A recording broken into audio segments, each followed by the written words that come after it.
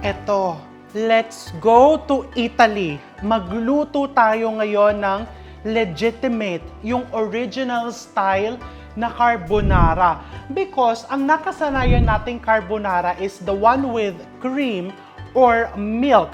But traditionally in Rome or in Italy, ang carbonara nila, ang ginagamit nila to make it creamy is either egg yolks or whole eggs and a lot of cheese and gumagamit din ng guanciale or the cured pork cheeks. O, di ba? So, gawin natin yan ngayon. Mas maganda yung ginagawa kaysa puro sabi. O, di ba?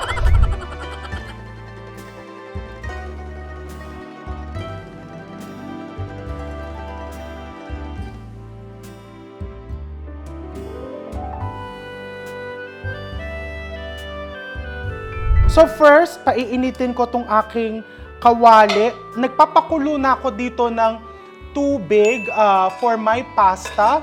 And I'm going to season it generously with salt. So lalagyan ko ng asin. Ayan. Season it with salt and wait for it to boil. So this is guanciale. Ang guanciale is cured pork cheeks. This is one of the main ingredients of a good carbonara. Well, of course, kung halimbawa sa lugar mo wala kang makitang ganito, bacon, pwede na din, pero iba talaga yung lasa nito.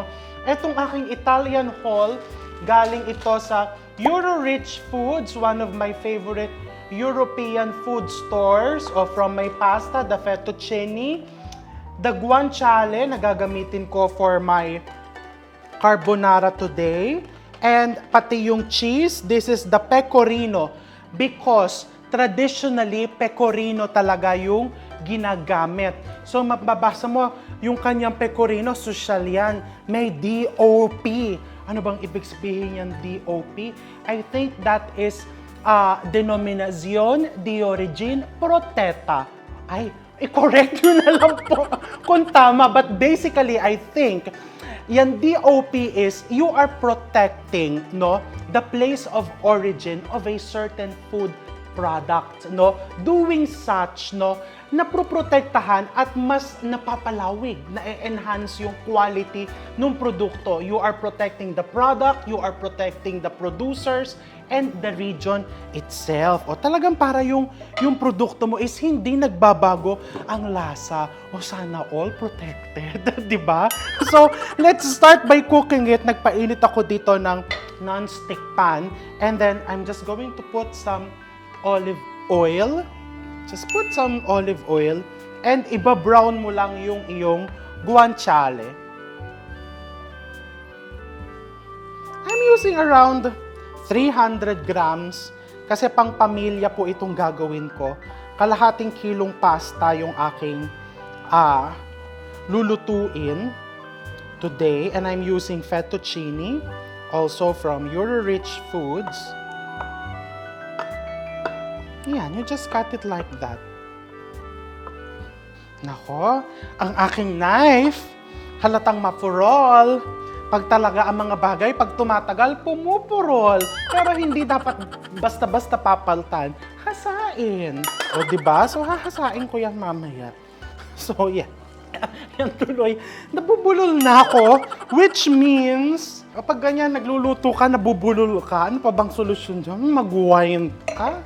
Mag-wine ka? I'm having rosé. O sasabihin ng mga Italiano, hindi naman traditional yung iniinom mong wine. Hindi po ako masyadong mahilig sumunod sa traditions. Basta po masaya ako. And today, masaya ako sa rosé. So, tingnan nga natin yung tubig. Ayan, malapit nang kumulo. Malapit na siyang kumulo. So, buksan na natin ang ating pasta. O, di ba? Ayan. So, bubuhos ko yan dyan pag kumukulo na siya ng tuluyan. Meanwhile, etong aking guanciale. Smells so good. And look at the layers of fat. Talagang ang kapal ng fats and yan talaga ang magpapasarap. Ang carbonara nga, hindi, yung tunay na carbonara, hindi advisable na kainin mo araw-araw. I remember, nung first time kong pumunta ng Rome, kasi mahilig ako magbasa ng mga Italian books about foods. Talagang sabi ko, nako, kakain ako ng maraming carbonara. Talagang very rich. No, very rich yung kanyang lasa and even the texture. And dahil sa mga ingredients na pupunta dito, hindi mo talaga siya pwedeng araw-arawin. Pwede naman every other day, di ba? Ay kung halimbawa gusto mong iulam tong guanciale, no? Hindi naman kikibuyan. So, iulam mo sa kanin. Mga 10 minutes po ang pagluluto nito because you cannot put it on high flame. You just want to put it on medium flame kasi ang goal mo is to make it crisp. Kasi kahihintay, mukhang makakaubos ako na isang boteng wine dito.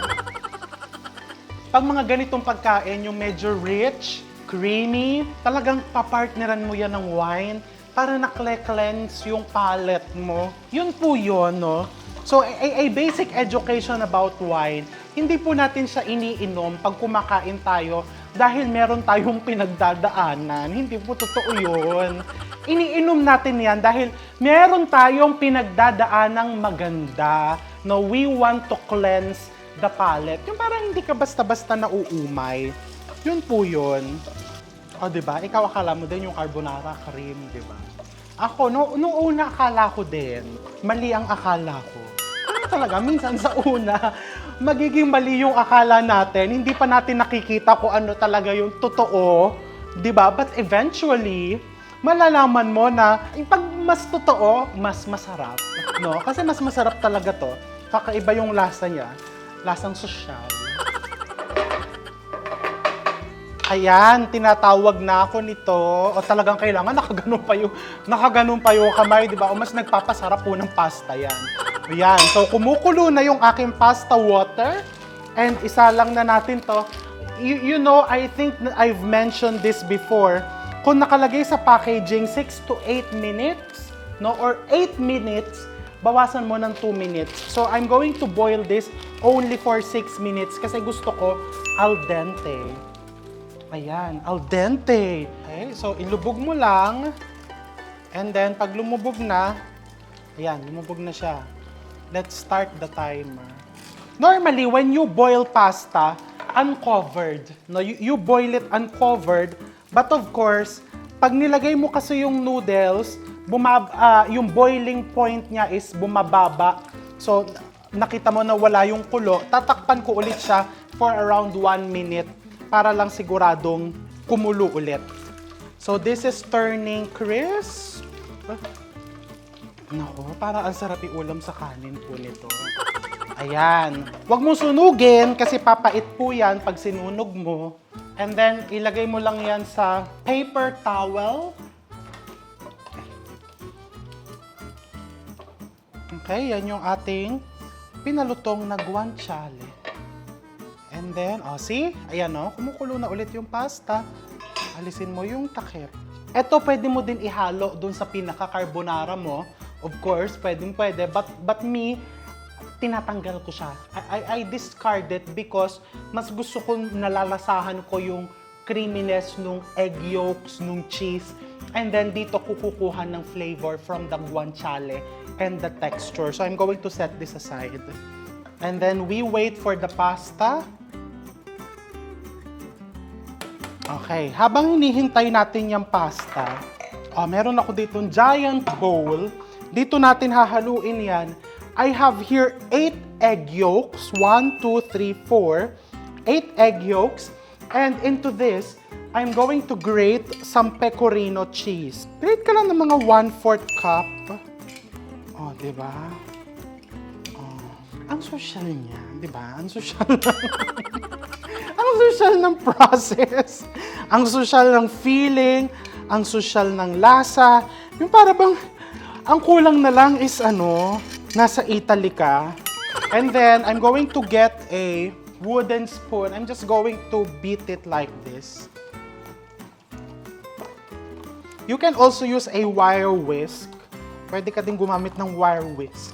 Dun sa isang cookbook na binabasa ko, wire whisk, pero kasi naalala ko, sa isang restaurant sa Rome, na may inorderan ko ng carbonara many years ago, parang sa isang kahoy na magandang mixing bowl niya, binibit yun. Talaga, hinahanap ko yung cream. Sabi ko sa kapatid ko, nasan yung cream? Di ba ang carbonara nilalagyan ng cream? Sabi niya sa akin, ano ka ba? Parang dito, talagang hindi nilalagyan ng cream. Eggs lang. O edi, syempre, di ba? Quiet na lang ako noon, baka sabihin.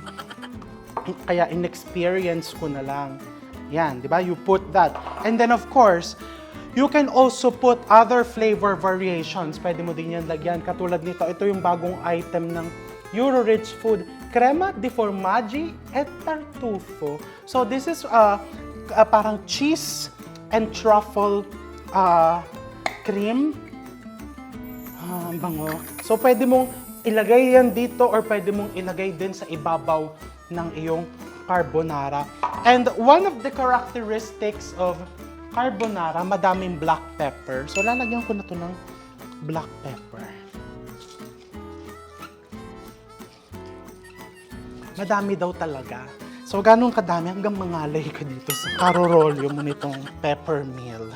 You will notice I'm not going to put salt because this one is medyo salty and I'm going to use the pasta water later.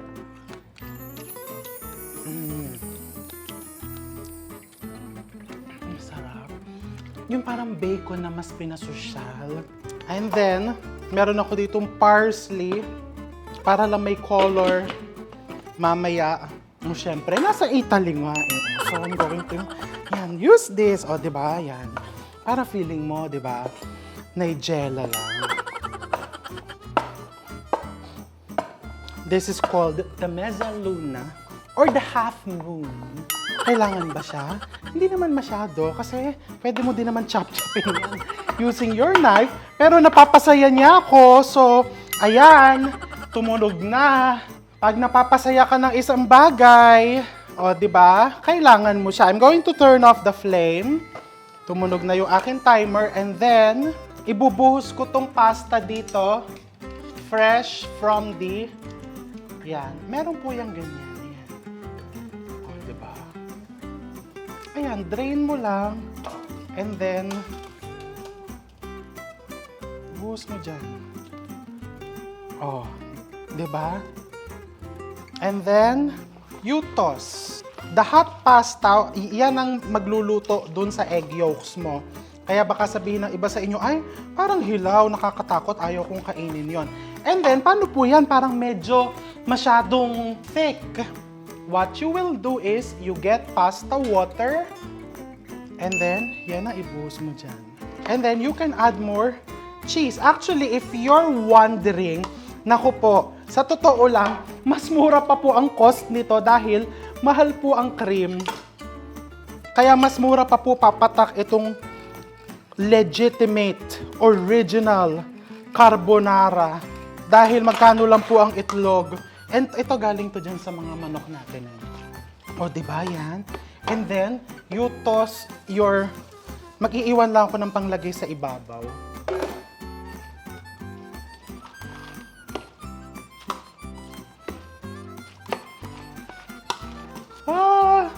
Parang gusto ko na siyang tikman. O, diba? Ayan. So, titikman ko na. Naku, dito talaga ako kumain sa malaki ko. I feel like I'm in Italy. O, diba? Nasa Italy ba ako? It's so good. It's really rich, no?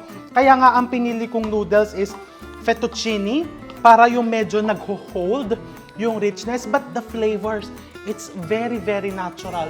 So, I'm going to try naman. Nalalagyan ko nitong truffle cream. Lagyan mo din ng konting parsley.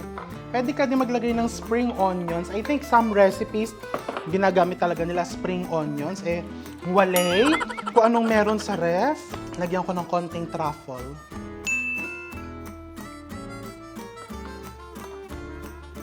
Just mix it like that. Ang dali niyang gawin, no? And ang sarap, ang sosyal.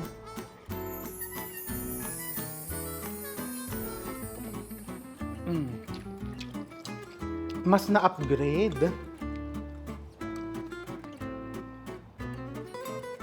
Cheers! Pinagpawisan ako. So, ano pang hinihintay mo? gumawa ka na, and I'm going to see you in Rome.